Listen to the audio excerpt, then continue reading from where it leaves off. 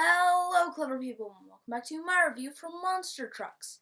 So, Monster Trucks is a film that stars Lucas Till and Jane Levy. It's about this oil company that drills into these monsters' habitat, and they come up through the oil drilling thing, and then he meets Lucas Till and Jane Levy, and the oil company is trying to find him, and because they don't want to lose the oil company. It's the cliche plot. It's like every cliche ever. You know, the generic nerdy love interest. The main character that doesn't have a father. His stepfather is really not, he doesn't like him. Everything about this film is cliche. I was not looking forward to this film. Another film that I was supposed to put on my least anticipated list.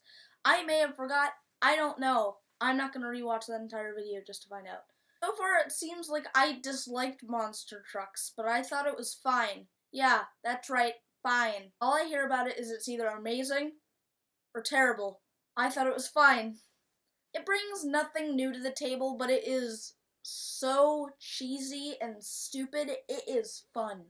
It's not as much so bad it's good, it's just a fun movie. It's not a good movie, it's just fun. So the good things. It had a nice whimsical score that went along pretty well with the film.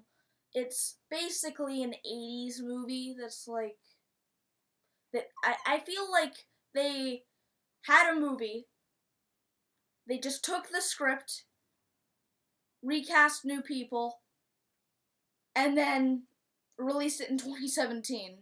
Because it has so many 80s elements in it, it is insane. I was expecting this film to have terrible performances, and while Rob Lowe was awful in it, which sucks because I like Rob Lowe, Jane Levy and Lucas Till were both pretty good. The action was surprisingly well done. There were a couple scenes that I was like, wow, that was pretty cool. It's not an action-filled movie, but during the exposition, you don't feel like it's just exposition for the sake of exposition.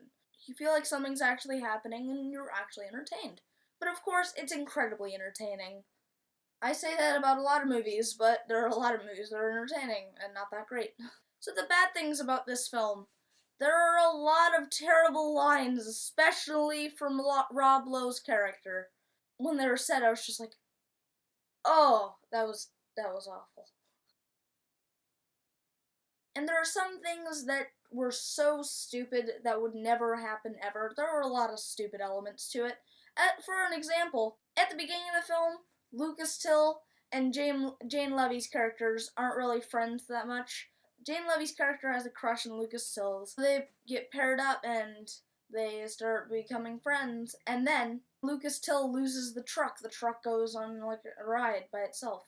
The creature rides it. Lucas Till's phone is in there, so Jane Levy pulls out her phone. She's like, look, I've got an app. And it's just like, oh, there it is. Isn't it a little creepy that she has an app that tracks his phone? I mean, I would understand it if I had like two separate phones and I had an app that tracked my phone, but that's a little creepy. And that's not just a nitpick, there are a lot of instances like that, so I'm just using that as an example. But overall, Monster Trucks was actually okay. It was way better than I expected it would be. And that's why I will give it a 5.5 out of 10. So guys, my best and worst of the year list should be up soon. I would like to see 20th Century Women, Patterson, and Hunt for the Wilder People. Reviews for Patterson and 20th Century should be up soon. In that case, it should be up this weekend. So that concludes my review. I'm Connor Gilbert, and this has been the Cover Crew.